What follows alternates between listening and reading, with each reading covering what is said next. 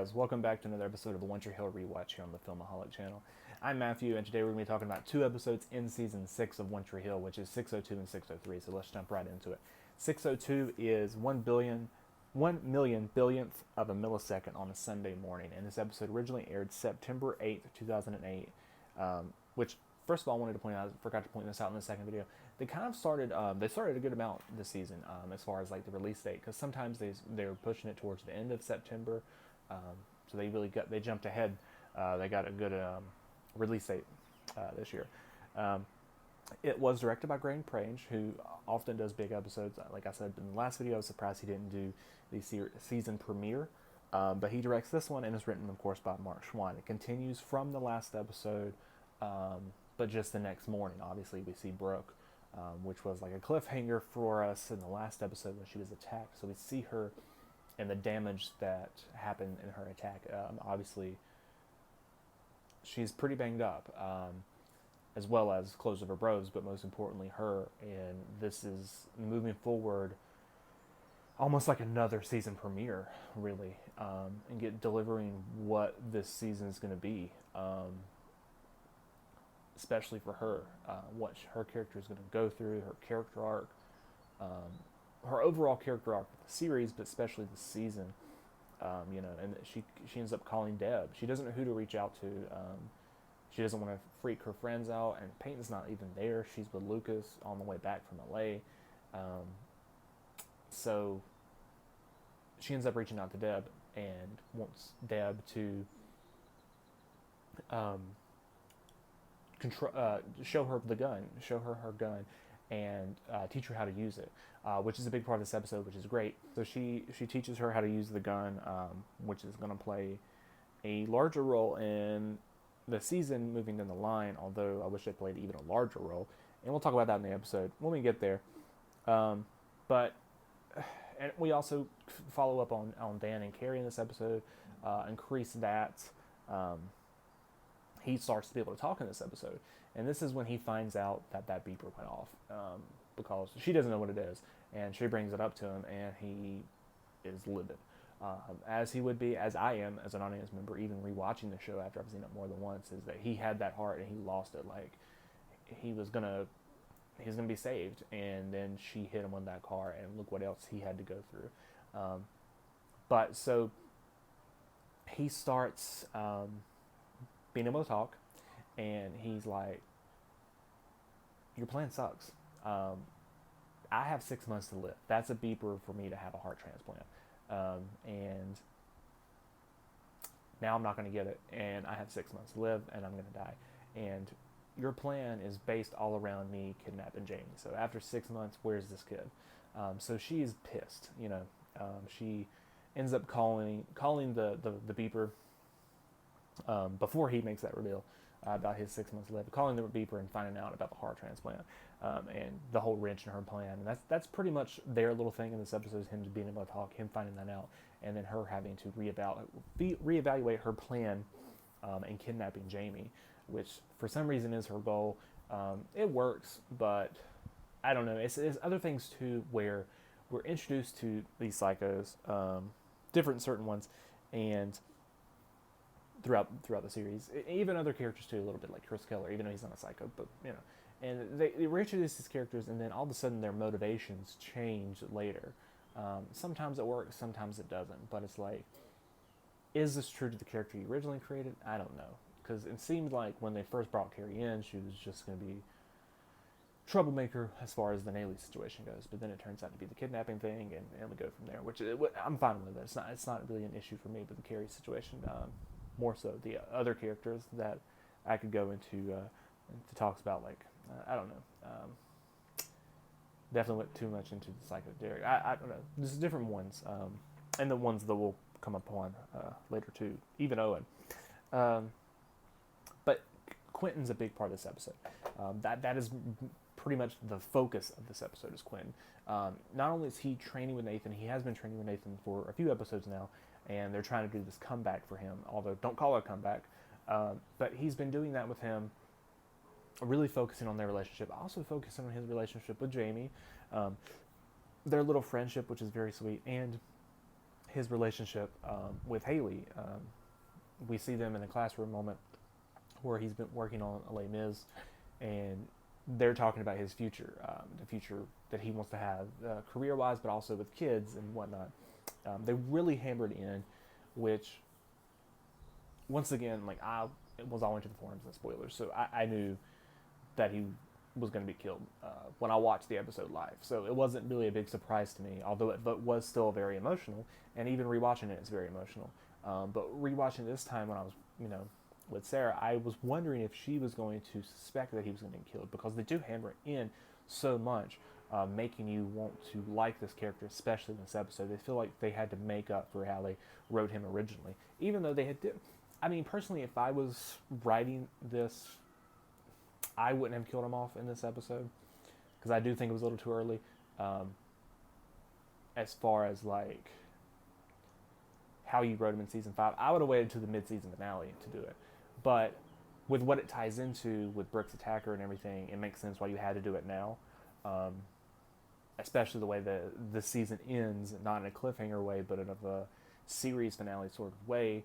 Before we get to 7, it made sense. So it all works out. I'm not like mad about anything, but I think I probably would have written it a little bit differently.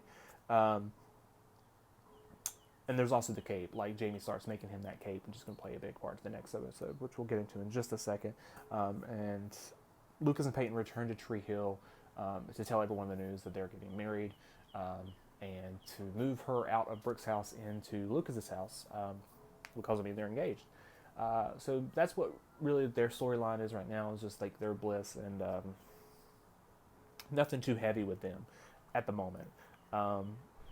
And then we also have the stuff, which I don't know if I mentioned yet in any of the videos, is the Deb and Skill stuff. We obviously found out that they have a relationship, they've been seeing each other, and they're still hiding it. They don't want anybody to know. They're hiding it from Nathan in particular. Like, they're hiding it from everybody, but Nathan in particular, because he's really upset about whoever Deb is talking to. And he talks to Skills about it, and there's a funny scene with them. It's not until the next episode, which we'll talk about, where that comes out to everyone. But then we get to the actual end of the episode, which starts with Brooke and Deb training with the gun. And when Brooke shoots the gun, well, no, it starts with that, and then we cut to Quentin going to the gas station and going inside to pay, and it's this very sketchy gas station, which is actually, I believe, on 421 in Wilmington. It's on the other side of the river.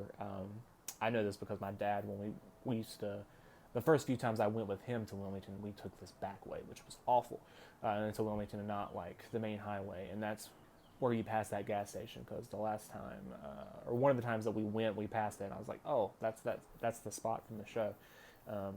It makes sense. Anyways, but he goes in there, and he goes to pay, and the cashier's, the person he thinks is the cashier, is odd, and he looks down and sees a body on the floor. That obviously this guy had robbed the place, killed the guy, and now he's in this situation. What I don't, I mean, the scene works, like I said, and it's really emotional. I wish, I mean, obviously you wish this. Obviously you wish that Quentin had made it out and not died. I don't know why he turns around in that moment instead of running out. If he had ran out and got shot doing that, or if he had tried to attack the guy and got shot, or something, or even if he had just stand there and looked at him and got shot straight on, like, that would have been better for me than him turning around and getting shot in the back. It shows what kind of person this guy is that shot him. I mean, he kills it. I mean, he's a murderer anyways, in terms of what we see, and we find out he's a creep, and all of this different stuff. But I don't know why he turned around. And not only did he turn around, he just stood there. I don't know. It was an awkward little scene for me. And I mean, I know he's a kid, his character, 17.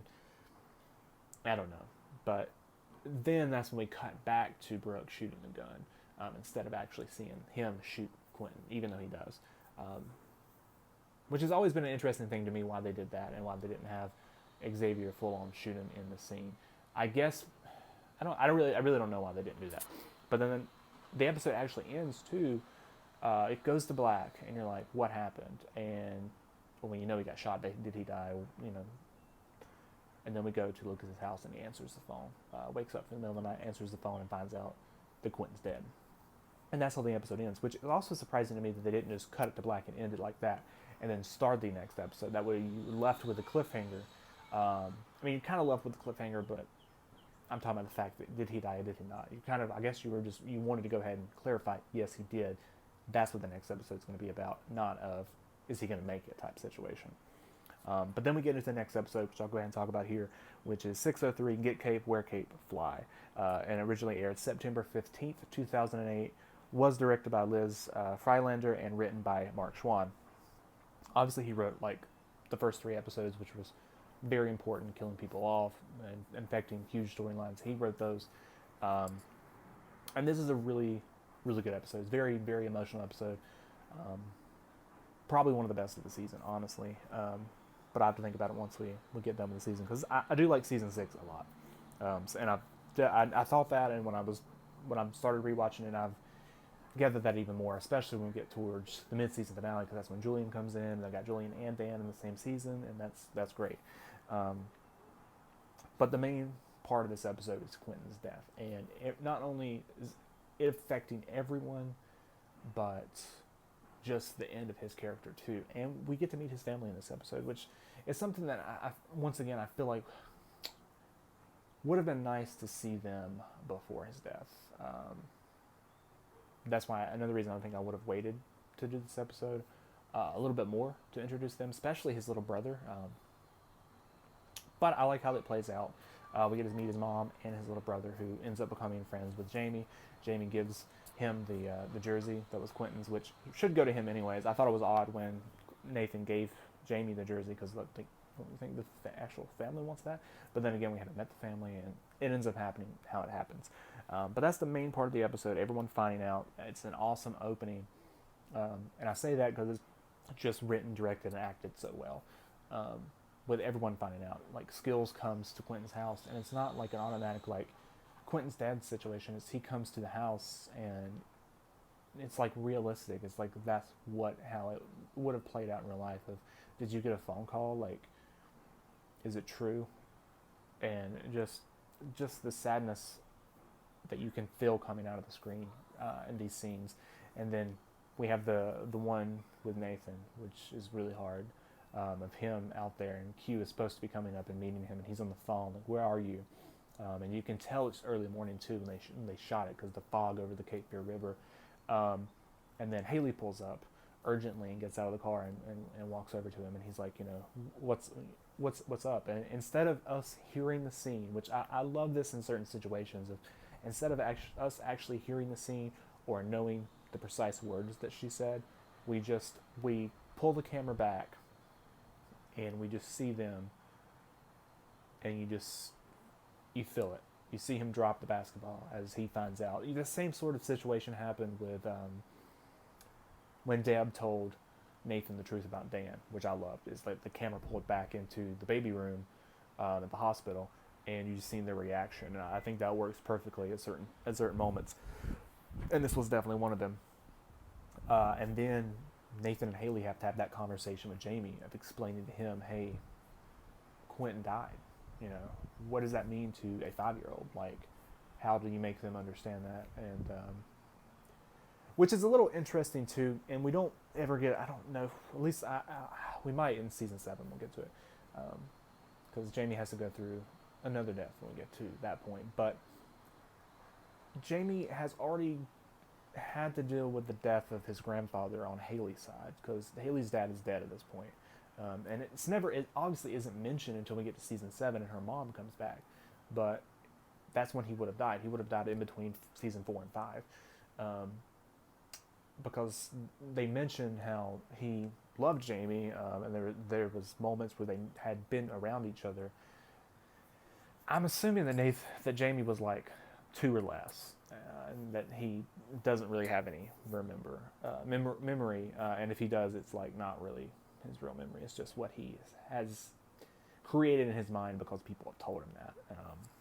Because I don't imagine, and even off of this scene too, of them having to explain Quentin's death and not bringing that up, which obviously at this point they didn't know that he was dead. But anyways, that's a hard scene to watch. It's very emotional, and I love it so much. Like it's the acting between all three of them, uh, especially Bethany Joy Lynn's in that scene. She really delivered. Um, so we have that. We also have the moments in the classroom, Haley's classroom, where she's talking to her students. Obviously, Sam, who we've already met, this is her moment in to shine as far as like her coming into Tree Hill High. Ends up trying to take Quentin's desk, has to move to the back of the class. Haley doesn't want anybody to take that desk. Um, we get past it. It's not like it doesn't ruin the episode or the season for me. I, I'm not a huge fan of the stuff in the classroom though, and I don't know. Like all high schools are different. I can't relate to the situation happening, so I don't know. But like we have the one guy who speaks up in the classroom. Like he's very affected by Quentin's death. Um, it's just we never saw Quentin with this guy ever. We never really saw Quentin with any friends outside of just the main characters and how they were attached to him through basketball and whatnot at the school. So his friends could be anyone. This guy could have been his best friend for all I know. I didn't get that. It felt weird to me. I didn't believe that that this dude in the classroom would have been friends with. Essentially, I would assume that Quentin's one of the most popular kids in school. That's sort of maybe the status like Nathan was. I don't know. Maybe he's not. It's never really said in the school, in the episodes of his status in the school, and not that it really matters. But just the scene, I don't know. It annoys me sort of, and anyways, we'll get past it. That just scene in the classroom didn't work for me very well. I did like that they all signed the desk. I thought that was nice. I think that's something that we could have just seen had happened after Sam moves. I don't know. This scene in the classroom didn't work for me overall. There's also the scene with them getting ready. First of all, they don't want to let Jamie go to the funeral to begin with. But then he ends up wanting to go, and they end up letting him, which I think is a smart decision. And we do see a flashback of Dan, too, when Nathan was a kid. We don't see Nathan in the scene, but we see Dan. Apparently he made Nathan kiss his great-grandpa's head at a funeral, and it just creeped Nathan out. I thought that was interesting. That's not one of the storylines where I'm like, I don't think Dan would have done it, because maybe he would have done that. And speaking of Dan, we developed that storyline with Carrie even more in this episode of him being trapped at Carrie's. And he makes a run for it. That was teasing the end of the last episode that he could get out of the restraint. So he makes a run for it in this episode, and you're really hoping he gets out of there, although you don't know where he's going to go, because we don't know where the nearest house is or whatever, but he makes a run for it, ends up falling, because the dude does have a broken leg.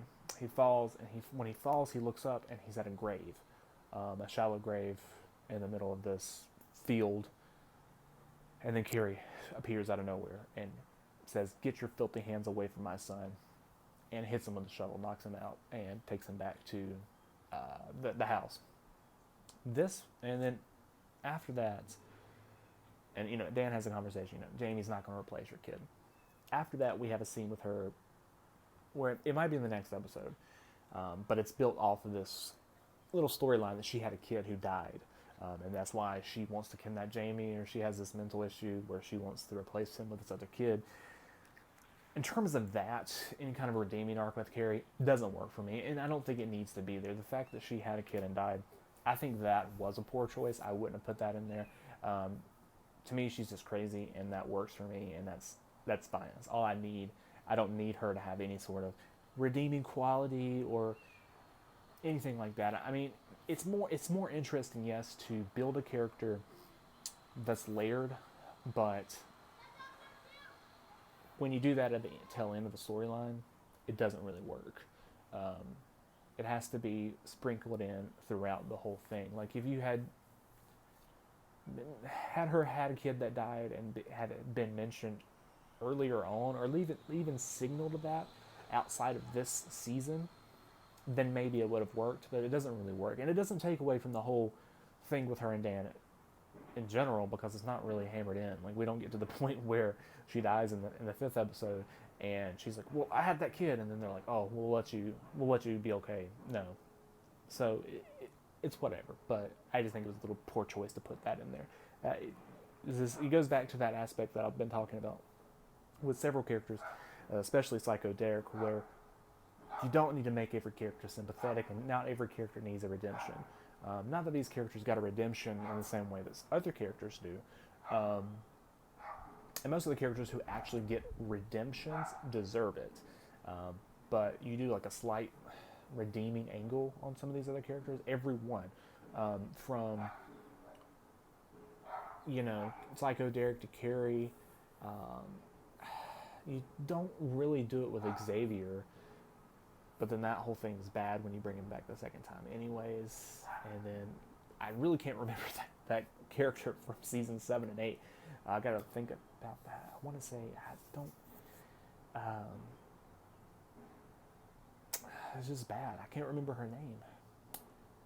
Sarah is the actual character that's Clay's wife, but I can't remember... Katie, that's it. I can't remember if they do any sort of like redeeming angle of her other than she's like supposed to be taking medication or something. I don't know. It's crazy. And then we also have a scene too with Brooke and Nathan in this episode, which I really liked their scenes together in this season. You don't get many of them, but when you do, they're really good. Like you got the scene in this episode of them talking about their past, like how they both grew up in the same circles, and the stuff they're going through currently. And I think it really worked. I really liked it a lot. And then we see a couple more, like I said, throughout the season. In a couple episodes, we see a scene with he comes and talks to her about Owen. Thought that was great. And then we go to the funeral. Brooke's there. She goes for the family and everything. Really, really sad moment in the series. Obviously, he's buried. It's just... the way it's shot and everything is great. The way it's showing Jamie, the basketball team comes out. All that it really works for me. And a big thing about this, there's two big things that come out of this funeral. One is that Deb walks over to Skills and reveals to everyone at the funeral that they're in a relationship. Most people, they don't care. Nathan's pissed, and this will go into the next episode. Was it the right time? No, I don't think it was like a terrible decision on Deb's part, because she is in a relationship with Skills, and Skills needed her at that moment. But I do think she probably should have done it. Came out like that morning or something to give Nathan a heads up before doing that straight at the funeral in front of everybody, because of how Nathan is going to react, and part of that is understandable. At least, I think, at least the first initial shock. But he ends up dealing with it, and we'll get to that. But my favorite thing about the funeral part of this episode is the ending with Brooke and Jamie and putting the cape on the casket. One of my favorite shots of the season, definitely, is that moment with the cape on the casket, and just panning back and seeing Jamie and Brooke standing there. And Jamie, he's incredibly sad, and he's looking at this cape on the casket and everything and thinking, but Brooke is breaking down in this moment. Just breaking down. And she doesn't even know Quentin, but just that and everything in her life, and it's just such a beautiful, heartbreaking scene. And it's just such a great shot. But that's 603. The next video I'll be talking about with you guys will be 604 and 605, which gives us another incredible episode with 605. 604 is good too. I mean, it's fine, but 605 is incredible. But don't forget to like this video and subscribe to the channel, and I will see you guys next time.